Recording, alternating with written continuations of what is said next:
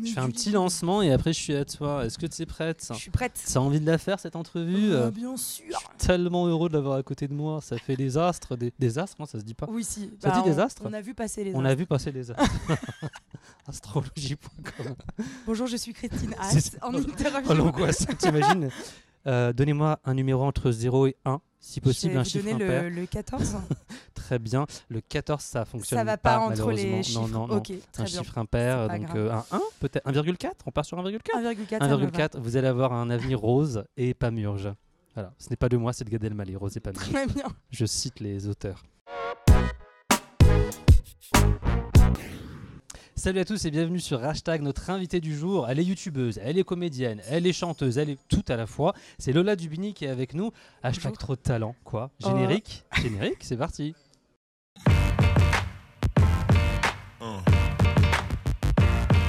Yeah.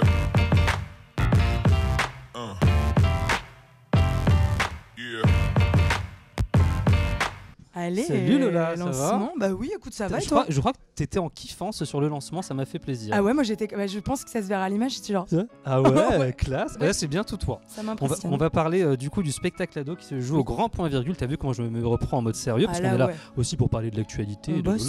Lola. De ta première date qui sera dimanche au Sentier des Halles, ta première date en solo. Oui. J'ai plein de questions à te poser. On va parler de tes vidéos YouTube, de ta vie. Mais avant, est-ce que tu es ready to Cotton Eye Joe ? I'm ready to go, ready to cut night Joe, bien Et sûr. allez, c'est vendu. Dans Ado, justement, aux côtés de Pascal Bull et Jason Roland, Oui.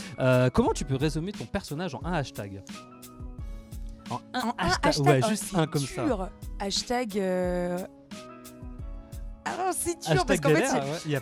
Non, ton Hashtag personnage guerrière. Ouais, Ouais, en Parce fait, parce qu'elle y que va. c'est la seule meuf et du coup, elle leur en fout plein la tronche. elle y Vraiment, va au elle y milieu va de ces vraiment. deux gars. Ouais, en fait, ce que j'aime dans mon personnage, c'est que c'était un peu. Il y a un peu de moi de quand j'étais ado Ouais, et il y a un peu du moi que j'aurais dû être. ouais. Tu vois, donc il y a. Et puis un peu du moi que je ne serai jamais parce qu'il faut quand même pas frapper les gens. Hein mais non, bah, mon perso, ouais, je dirais hashtag guerrière. Hashtag guerrière. Le spectacle, donc c'est Ado, c'est l'histoire de 3 pré-ados C'est ça. qui nous embarquent un peu dans un univers. Alors je l'ai vu, j'ai vraiment adoré. Et je suis venu avec mon neveu et ma nièce. Il y avait un peu tout âge avec moi et ils ont tous adoré. Donc Bah, déjà, je je crois que c'est pense pour que- tout le monde. Bah, je crois que le spectacle, il met un peu d'accord toutes les générations parce qu'on Mhm. est tous passés par là. Mhm. Et l'avantage Vous êtes qu'on en a, train de me c'est- traiter de génération, c'est ça? J'ai pas dit J'ai ça, pas dit j'ai ça. pas dit ça. Vous êtes vieux, monsieur. Désolée. Non, je plaisante pas. Non, mais en fait, ce qu'il y a de cool, c'est que ce soit les grands-parents que tu n'es pas, que vous n'êtes pas, pardon, les grands-parents, les parents, c'est comme un Disney, je pense qu'il y a plusieurs lectures, Mhm. plusieurs niveaux de compréhension. Ce qui est cool, c'est que les enfants comprennent vraiment très vite les gags visuels. Les enfants, ils sont gags visuels plus petites blagues de temps en temps. Et au fur et à mesure, il y a des compréhensions qui s'imbriquent et c'est cool. Il y en a vraiment pour tout le monde. Comment tu t'es retrouvé dans le spectacle, toi? Alors, non, je Je rigole. passais par là. Je sais pas, écoute, j'ai frappé au grand point, ils m'ont dit, mais bien sûr. Allez-y, venez. Ah non, alors l'histoire est mignonne. Mon meilleur ami Gwendal Marimoutou, qui est Oui. mon meilleur ami depuis Incroyable Talent, donc ça fait 8 ou 9 ans, nous sommes vieux. Qui nous parle de toi à toutes les interviews. On l'a Bah, déjà fait tu 12 vois. fois. Il parle de toi tout le temps. Moi aussi, je parle de lui à chaque fois. Mais en gros, Gwendal jouait, donc avait mon rôle en fait. Ouais. Avait ce rôle-là. Et en fait, un jour, il me dit écoute, Lola, on change le casting. J'aimerais que tu rencontres Olivier Soliveres, qui est le metteur en scène. Donc, juste vas-y. Je pense que tu seras pas prise. Pourquoi ? Parce qu'il cherche pas forcément de meuf, mais Ah ouais, t'as dit ça? il dit C'est franchement, drôle, ça. vas-y. Et il dit au pire, ça te fait juste une bonne rencontre. Et au mieux, voilà. Et du Ça coup, passe un j'arrive. bon moment, quoi. Et puis je Voilà. connaissais un peu Pascal déjà, Mhm. vu que je les voyais souvent. Jason aussi, je le connaissais un peu. Puis en fait, le feeling est passé tout de suite avec Olivier. Olivier, il m'a rappelé, ils ont vu, je crois, plus de 300 mecs. Et au final, ils m'ont rappelé et ils m'ont dit écoute, on va réécrire le spectacle pour toi. Et j'étais Ah ouais au pain quotidien en brunch En vrai, avec des potes. Et d'un coup, c'est oui, mais ça te dirait de jouer tous les week-ends à Paris. Moi, j'étais genre, mais c'était Euh. pas prévu du tout, genre vraiment. Donc voilà, l'histoire est trop là. bien, trop chouette. Du coup, comme quoi, ça vaut le coup d'y aller quand même. Bah en fait c'est que ça vaut le coup juste d'essayer parce que c'est Ouais. en passant des castings c'est le premier casting que je passais de ma vie, enfin vraiment. Et preuve en est qu'en fait moi je pensais pas du tout faire ça de ma vie et puis je l'ai fait. Et ça le fait très bien, ça fonctionne bien.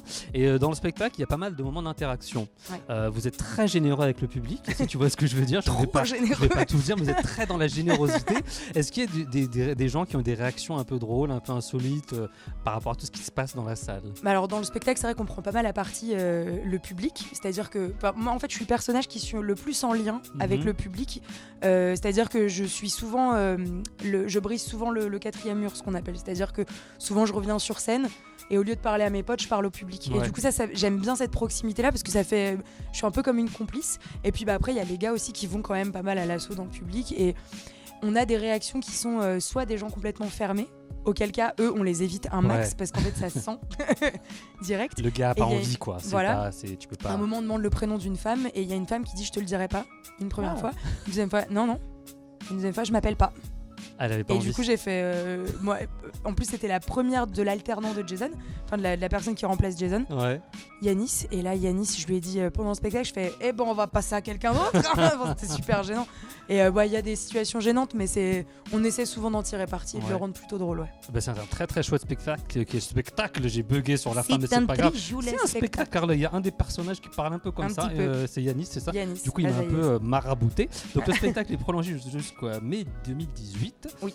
Je me redresse pas, on me dit tu te redresses pas. Je me redresse, on me dit tu te redresses. Je sais plus quoi faire. Quoi. Moi, c'est ce que je fais dans la vie. Tu es comme ça. Tu courbes les chines. Comme ça. C'est bien. Mon précieux. Allez, on y va. Une autre actu très très très sympa pour toi. Oui. Il semblerait que ce dimanche, tu seras au Sentier des Halles. Est-ce qu'on a un peu des pétoches ou pas? Là, je pense que c'est pétoche 7000. Hein. Ouais, non, vraiment, j'ai peur. En fait, je te l'avais déjà teasé. J'ai retrouvé l'interview et je l'avais déjà teasé quand on était ensemble dans ce magnifique bar dans lequel on avait fait l'interview. Et il y avait des potes qui passaient, qui intervenaient dans l'interview. C'était n'importe quoi. Si vous regardez cette interview, sachez que c'était un enfer, cette interview, à cause de vous. On a été coupé 27 fois. En fait, tu parlais justement de ton premier Je parlais du spectacle. Premier spectacle, c'est ça. Et en fait, là, c'est l'embryon de ce que j'aimerais faire. C'est vraiment... en fait...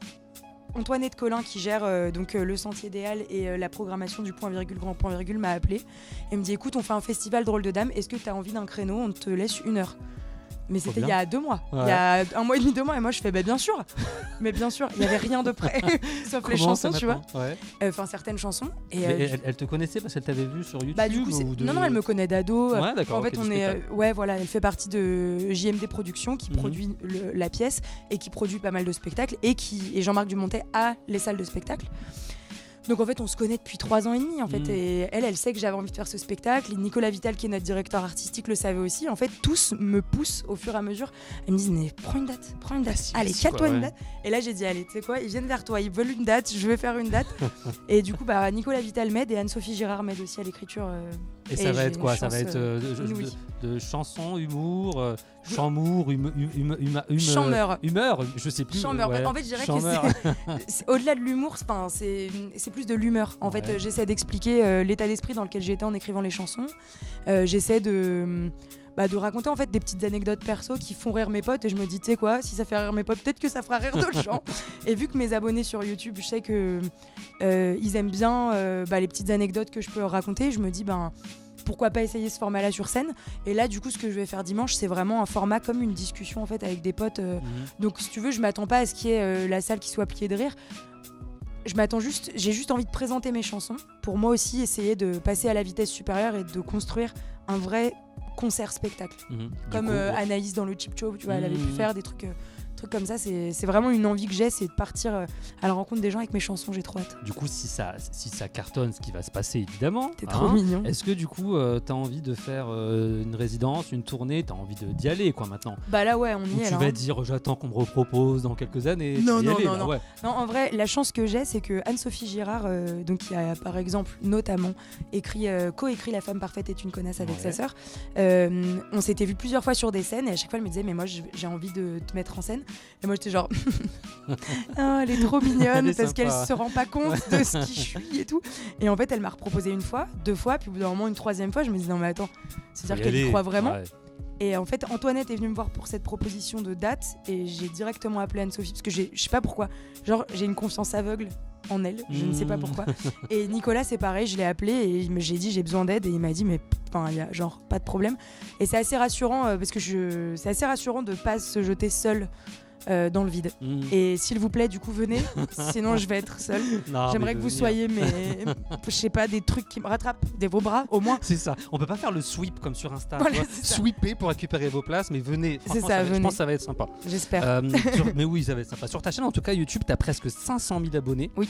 Et con comme je suis, j'ai mis entre parenthèses l'équivalent de la ville de. Ah bah il y a évidemment, plein de je ne villes. l'ai pas. Je pense que c'est l'équivalent de la communauté urbaine de Bordeaux Ouais, ou on un dit truc comme ça. On va dire ça. Je C'est sais pas. l'équivalent de la ville de Bordeaux, ça passe. En tout cas, Si je savais jamais vous qu'au n'êtes pas moment de d'accord- 400 000, c'était genre 2 fois Meudon. Enfin, je Ah sais ouais, pas, quand il y même. avait un truc. Donc il y a du people. Et on fait zoomer les serviettes comme des petites ciboulettes. Et on remixe la chanson, on sait pas trop ce qu'on est en train de chanter, mais c'est pas grave, on a une table. Et on a un stylo, et je peux faire ça. Tu fais ça, ça passe pas du tout par rapport au Wi-Fi. Il est faux. On sort de la chorégraphie. Faux. Allez, on va hashtaguer un petit peu tout Allez. ça. On a un public de l'interview dingue. hashtag. Ouais. Je suis stressée, je la Alors, regarde juste- pour tout le monde pour essayer de me dire putain. La pression, il n'y a rien à Je peux gagner. pas répondre. Quand les gens ils te rencontrent en vrai, est-ce qu'ils sont en mode larmes? Est-ce qu'ils sont en mode choqués? Comment ils sont en vrai quand ils te voient? Parce que tu vois, toi tu les vois sur, ils te voient sur Ouais, YouTube, mais ils te voient ouais. pas en vrai. En fait, je sais pas moi, ma communauté est vraiment trop pipou, elle est vraiment trop mignonne. Ils sont super gentils et très respectueux. Même quand je suis avec ma famille, par exemple, ils attendent que ma famille parte dans un magasin. C'est vrai? Ils me tapent dans le dos, ils me font excuse-moi, j'étais avec ta famille, je voulais pas te déranger. Je suis genre, mais t'es Trop trop mignon. mignon. Et en fait, je pense que ça dépend des personnalités parce que moi, je me mets à leur place, c'est de voir quelqu'un que t'as l'habitude de voir, soit sur les réseaux ou à la télé et tout. Enfin, moi, je me revois la première fois de ma vie où j'ai vu quelqu'un de connu et j'étais genre, de connu, j'entends genre une vraie resta. Moi, j'étais genre panique et je me dis, tu vois, YouTube, en fait, c'est un côté où moi, je suis pas du tout une star, je suis genre la même personne qu'eux. Le seul truc, c'est qu'il y a des gens qui regardent ce que je fais. Des conneries que je publie. Et ça rend le... Et puis, en fait, YouTube, tu nous regardes de partout. Moi, c'est le truc sacré avant. Avec les personnes que je regardais, c'est que c'était des gens qui étaient à la télé. Exact, ouais. Et j'étais genre, mais attends, mais si les gens sont à la télé, ils sont over connus. Nous, tu peux nous regarder en train de faire pipi. Tu peux nous regarder dans ton lit, tu peux nous regarder de partout dans le métro et tout. Proximité, Du coup, ça crée une proximité, ce qui fait que les gens, moi, ils sont over détente. En fait, des fois, je me dis, mais est-ce que c'est pas des gens avec qui j'étais en cours, tu vois? Ou parce que c'est souvent des gens de mon âge, en fait, qui m'arrêtent, ou des plus petites, ça dépend. Mais c'est cool, elles sont trop chou, généralement des filles. Et Ça pleure un petit peu ou pas? Ouais, ça pleure. de temps en temps. Quand je suis venu te voir à ado, il y avait une jeune fille qui Ouais, était elle pleurait, hyper émue et qui pleurait. Oui, Du coup, mais ça en doit fait, faire un truc quand même. c'est bizarre. Et moi, j'ai quoi? Je leur dis, mais t'es Mais heureuse? c'est ça. Elles me font, bah oui. Mais je pleure pas, C'est non. ça, Mais exact. je pense que c'est plus parce qu'il y a un côté, des fois, il y a des filles qui sont super timides et du coup, il y a ce côté où elles se disent, ah, mais la barrière est brisée. Enfin, genre, il y a un truc où la personne est là. Donc, écoute, tant mieux parce qu'elle pleure 2 secondes et puis après, ça passe. Et après, c'est un bon moment que vous passez ensemble. Normalement. Tu restes avec nous pour un autre bon moment, le hashtag sûr. quiz. À tout de suite sur hashtag avec Lola.